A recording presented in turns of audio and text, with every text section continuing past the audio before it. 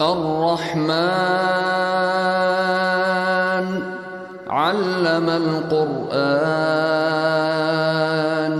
خلق الإنسان علمه البيان